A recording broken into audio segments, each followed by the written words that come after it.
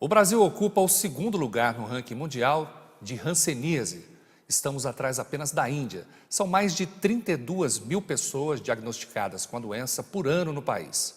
De acordo com dados do SUS, houve uma pequena queda no número de casos de hanseníase entre 2015 e 2017. Mas ainda é preciso cuidado com a doença.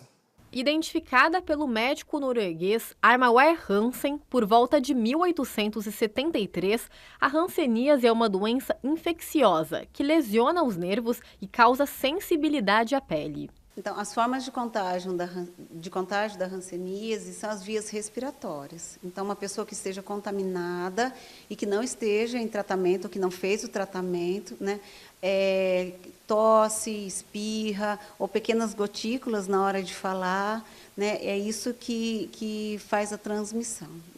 São essas as vias de transmissão da hanseníase. A hanseníase, conhecida popularmente como lepra, é uma das doenças mais antigas que se tem relato. E se não descoberta em seu estágio inicial e tratada de forma adequada, pode causar sérias sequelas nos pacientes. Se for logo detectado, o tratamento é gratuito, rede SUS, né, é quimioterápico, ou seja, é por antibióticos, né, mas uma vez que a pessoa inicia o tratamento, ela já não está mais contagiando outras pessoas, né. O que acontece é a demora no diagnóstico e para o início do tratamento. E aí, alguns casos, eles podem levar mais tempo, né? Então, assim, é de 6 meses a 1 ano para a pessoa estar completamente curada. Mas ela iniciou o tratamento, ela não está mais contagiando outras pessoas. E algumas pessoas, que são poucas, elas têm sequelas, isso por conta do tratamento tardio, né? E são essas sequelas, né, porque ele ataca os nervos periféricos, enfim, e por conta das manchas e da insensibilidade, e que ela pode se tornar incapacitante. Então, a deformidade nas mãos, a deformidade nos pés, em muitos casos até a perda de parte dos pés e das mãos, é que torna incapacitante a pessoa. É isso que gera preconceito, que gera medo, mas esses casos são raros. A hanseníase não é uma doença hereditária nem genética. Hábitos saudáveis e higiene são fundamentais para que o organismo esteja em boas condições, evitando, desta forma, a propagação. Seus principais sintomas são manchas avermelhadas ou esbranquiçadas na pele, perda de sensibilidade, formigamento, dormência e falta de pelos em algumas regiões do corpo. Em Jacareí, aqueles que estiverem com suspeitas devem comparecer ao ambulatório de infectologia. O Brasil é o segundo país que apresenta mais casos, ficando atrás apenas da Índia. Jacareí conta com 16 pacientes em tratamento, sendo que 12 deles mantêm um acompanhamento mais longo devido à sequela. Nessa segunda-feira, mais de 180 crianças e adolescentes da unidade Arnaldo do Nascimento, da Fundars de São José dos Campos, passaram por triagem odontológica. O objetivo desse projeto é oferecer tratamento dentário clínico, odontológico e até prótese para o aluno que tem a necessidade. Quem conversa comigo sobre esse projeto é a Glória, que é a gestora aqui do Fundars. Glória, como esses alunos foram selecionados? Boa tarde. O critério do Dentista do Bem, do projeto, né, são crianças em idade de 11 até 18 anos. A nossa unidade atende de 6 a 15 anos. Então, dentro desse critério, nós selecionamos 163 crianças e adolescentes nessa faixa etária. Há uma prioridade nos atendimentos? Sim, há uma prioridade. São muitas daquelas crianças que não têm a oportunidade, né, de ter acesso a esse tratamento na rede ou na rede municipal ou mesmo particular. Então, também foi esse critério também ele é aceito. Quantos alunos serão beneficiados? Nessa unidade, 163. E como surgiu esse projeto? Esse projeto surgiu de uma parceria há um tempo atrás, né, em que a Fundars fez esse contato com a doutora Alessandra, que é da Turma do Bem, e aí ela se propôs, né, e na época foi na Zona Leste, e ela atendeu perto de umas 300 crianças e adolescentes. Aí depois houve a necessidade de estender um pouquinho mais, porque essa primeira triagem, há uns anos atrás, já foram atendidas essas crianças e adolescentes. Aí estendeu aqui para a Zona Sul, e a unidade piloto é aqui a unidade Dom Pedro. Glória, muito obrigada pelas informações. De São José dos Campos, Thaís Orlovic para o Repórter Setorial.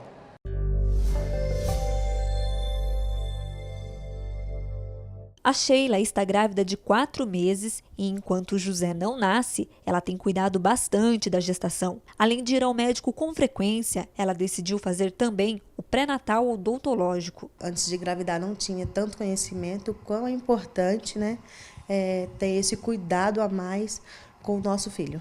Então, eu achei bem importante, sim, e recomendo para todas as mamães. Existe um mito de que durante a gestação é perigoso ir ao dentista e fazer alguns procedimentos. Mas, segundo essa ginecologista, é muito importante que as mães façam o pré-natal odontológico para prevenir doenças bucais que podem influenciar na saúde do bebê. Isso é muito importante, porque existe esse tabu da gestante, às vezes tem medo de ir ao dentista e de alguma forma afetar o bebê. É o contrário. Na primeira consulta de pré-natal, o obstetra deve encaminhar todas as gestantes para consulta para prevenção odontológica. Se tiver alguma patologia, ela vai poder ser tratada. A maioria das vezes é uma prevenção, que dessa forma ela vai conseguir evitar doenças que, com a infecção da dentária, gengivite, periodontite, ela pode acometer o neném e dar trabalho de parto prematuro, pode dar ameaças de aborto, pode romper a bolsa antes do tempo, a miniorrex, que a gente chama. E se você tratar a parte dentária, você consegue prevenir essas doenças para a mãe e para o bebê. Algumas doenças podem aparecer com mais facilidade nas gestantes, porque durante a gravidez, o organismo da mulher passa por um conjunto de alterações hormonais que mudam o pH da boca. Na gestação, a grávida tem os hormônios alterados, consequentemente, a primeira alteração que tem na cavidade bucal é na gengiva, né? E a gengiva se torna inflamada, que a gente tem o nome da doença, que é gengivite, e se não for tratada, se torna uma periodontite. E a periodontite já é uma doença bem mais grave, né, que pode acarretar outros problemas no corpo da mulher. Uma das doenças que hoje é muito conhecida é a endocardite bacteriana. Uma novidade que pode ajudar no diagnóstico precoce de algumas dessas doenças é esse equipamento que substitui aquele espelhinho que ajuda o dentista a enxergar os pontos mais distantes da boca. Com ele, é possível captar as imagens e ampliar 60 vezes. Segundo o dentista Ricardo, que atende em Taubaté, esse check-up digital preventivo é a primeira recomendação para gestantes. Logicamente, a primeira dica é fazer o check-up preventivo digital para a gente detectar pequenos problemas, né? E aí tratar esses problemas, né, no começo. Então, ela dificilmente vai ter algum problema grave se ela fizer o tratamento precoce, né? Então, uma das doenças que acomete mais as grávidas é a gengiva. Então, a gente vai fazer controle, né, dessa gengivite, vai dar orientações de higienização, como usar o fio dental, como usar a escova, né, e como fazer a correta higienização realmente da boca para que ela não tenha problemas mais graves. Além de ter uma gestação acompanhada por um dentista, é importante que as mães também façam uma boa higienização em casa para reforçar a prevenção de doenças bucais. A Sheila sabe bem disso e tem seguido todas as recomendações do dentista, porque já percebeu a importância que esses cuidados têm para a saúde do bebê dela. Eu acredito que pelo contexto, né, do que ele oferece, essa segurança a mais, tanto para a gente como para o nosso bebê, eu achei que é um procedimento muito rápido e muito seguro. Então, eu realmente indico para todas as grávidas que estiver nos assistindo, poder procurar e pesquisar e se informar mais um pouco a respeito desse assunto. E a gente vai agora para a segunda parte da entrevista do dia.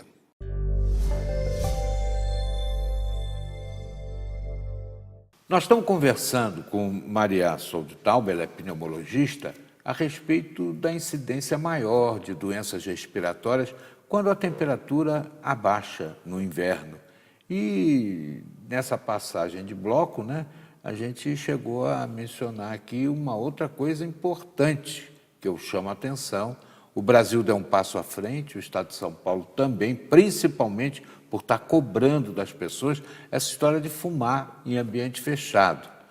Não é só na loja, na repartição pública, no trabalho, em casa principalmente, né? A criançada está lá, até os próprios bichinhos da casa sofrem com o tabagismo dos donos que não se tocam.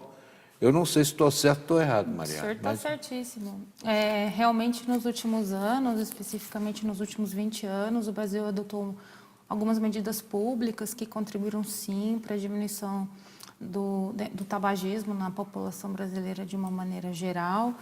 Existe essa diferença comparativa entre os estados também, justamente por conta dessas proibições de fumar em lugar público, o que é muito positivo, considerando que o tabagismo é um agravo de saúde pública, né? Agora, especificamente para o ambiente doméstico, o hábito de fumar, ele gera, obviamente, doença no indivíduo que fuma, né? Então, a gente sabe que o tabagismo está relacionado a uma série de doenças em vários órgãos no corpo, não só a saúde dos pulmões, né? Pulmões e coração talvez seja o que as pessoas mais associem, mas existem várias outras doenças. Como também doença no indivíduo que tem o que a gente chama de exposição passiva, quer dizer, fuma por tabela, né? No português direto. E faz bastante mal para todas as pessoas que têm essa exposição. Aquela fumaça ela pode gerar doença diretamente em outra pessoa, sim. Então, a recomendação com certeza é que não fume. Uhum. Agrava o processo alérgico também? Pode desencadear crise. E mães tabagistas, a gente sabe que existe uma relação de causa e efeito, né? Mãe fuma, a criança pode ter doença respiratória porque a mãe fumava. Então, não só piora ou desencadeia uma crise, como gera uma doença, né? Que loucura, né? Está vendo só? Importante. E a Igreja Adventista do Sétimo Dia tem uma programação para ajudar as pessoas a pararem de fumar que é formidável. Você pode procurar uma igreja adventista e ter esse tipo de ajuda. Pois não? Vou só complementar o comentário do senhor. A gente sabe que quando a gente trata uma pessoa que fuma, né, porque tabagismo é uma doença, esse apoio, esse suporte, ou seja, tudo que não é remédio, né, esse suporte psicológico, esse apoio religioso, ele é fundamental nesse processo de parar de fumar. Então, todos os especialistas veem de uma maneira muito positiva essas intervenções em grupo, coletivas, né? Onde cada pessoa que fuma pode levar a sua experiência, eles escutam mensagens de outras pessoas que já atingiram a felicidade de parar de fumar. Isso serve de uma maneira muito positiva para influenciar essa pessoa a conseguir efetivamente deixar o hábito. Maria, temperatura fria e tuberculose. O que tem a ver essa história? O meu tio era fisiologista e, na época, o pessoal vinha muito para Campos Jordão, né? Ali no Capivari tinha, inclusive, uma dependência em que ficavam as pessoas que tinham o melhor poder aquisitivo, como hoje. Hoje o pessoal vai para o Capivari por outro motivo, mas na época, quem tinha uma graninha ia para o Capivari, outros iam para outros espaços, lá em Campos Jordão, que começou mesmo a crescer em função da tuberculose. Veja você que ironia do destino, Que né? fama, né? Até a Estrada de Ferro ganhou por causa da tuberculose. Sim. 2 pindamonhangabenses que fizeram a estradinha tão querida por todos nós, né? O Vitor Godinho e o Emílio Ribas, que é um... A nossa região aqui ela é muito rica historicamente nesse contexto. A gente, no Brasil, infelizmente, ainda tem muito caso de tuberculose, mas o fato é que, respondendo a pergunta do senhor, 40, 50 anos atrás, o tratamento da tuberculose não é como é hoje, né? Não tinha antibiótico? O esquema terapêutico era outro, né? Era muito diferente do que é hoje. Então, naquela época, usava-se muito retirar aquele indivíduo do convívio social e colocar ele em centro, num hospital específico, para tratar aquele agravo, né? Com as condutas que eram padrão naquela época, né? Hoje em dia o tratamento evoluiu muito, hoje em dia as pessoas conseguem cura com o tratamento. Logo no primeiro mês a pessoa deixa de ser transmissora da doença, se ela respeita direitinho o esquema prescrito. Então a gente não usa mais tirar o indivíduo do convívio, confiná-lo a algum lugar específico, como era naquela época, né? Existia o conceito de lugares frios, com a pressão do oxigênio mais baixa, seria melhor para tratar aquela pessoa. Então, usava muito cidades de altitude mais elevada. São José dos Campos também tinha centros de tratamento de tuberculose. Então, ao longo do estado, você tinha lá alguns locais que tratavam essas pessoas especificamente. É que Campos Jordão é a cidade mais alta do Brasil, né? Vai a mais de 1.700 metros de altitude. Sim. Agora, um outro detalhe também que eu queria tirar dúvida com você com relação a isso, diz respeito a essa coisa de a pessoa se entusiasmar com o primeiro mês, que já deixa ela assim, aí o cara interrompe o tratamento. Aí me parece que fica mais grave a situação, porque a doença volta com mais intensidade. Sim, a característica da doença, o quadro ele é arrastado, né? A pessoa até ela receber o diagnóstico, geralmente não é um quadro de uma semana de evolução, geralmente ela já está com sintoma respiratório há alguns meses. E o tratamento também dura alguns meses, especificamente para a maioria dos pacientes, ele dura 6 meses. Então, não é um tipo de tratamento convencional, como, por exemplo, uma sinusite ou uma pneumonia, que você vai tomar ali 7, 10 dias de remédio e vai resolver. Não, o tratamento ele dura 6 meses, tem bastante comprimido e tal. Então, realmente, essa perda de continuidade, além de você saber que o indivíduo não vai ter cura, porque a cura ela se dá após o tratamento completo de 6 meses, essa inda e vinda, né, esse abandono e retomada de tratamento pode fazer com que esse indivíduo desenvolva uma doença resistente, o que é um problema. Fortalece o bacilo. Exato, e isso indica a troca de esquema terapêutico, você passa a ter na população germes mais resistentes, enfim, o contexto é pior.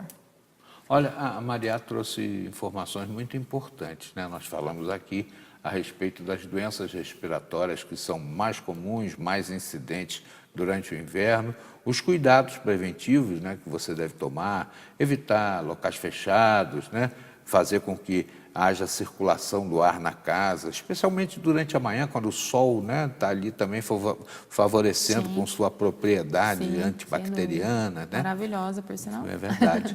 E aí, né, tem também recomendações de postura, né? Cigarro, por exemplo, um troço intolerável hoje em dia, né? Ninguém gosta mais de conviver com isso, né? Alguma dica maior, algum contato que você possa deixar para o telespectador que queira? Eu acho que a dica é essa, né? Os hábitos de saúde são, em primeiro lugar, na prevenção de doenças respiratórias, que eu já disse. Então, não fumar, dormir bem, alimentar-se bem, hidratar-se bastante, fazer atividade física, tomar vacina todo ano. Olha, eu quero agradecer muito a Maria, essa presença tão simpática e competente, nos trouxe informações valiosas. E eu quero dar um recado a você que está em casa. Você que tem a cabeça coroada como a minha, e às vezes fica lá cheio de complexo, de bronca, não vou tomar essa vacina de idoso, não. Toma sim, gente, toma sim, que faz muito bem à saúde, porque a gente fica pelo menos 1 ano sem gripe, né? Até que venha uma nova composição e aí renove todo ano. Poxa, além de tudo, é de graça.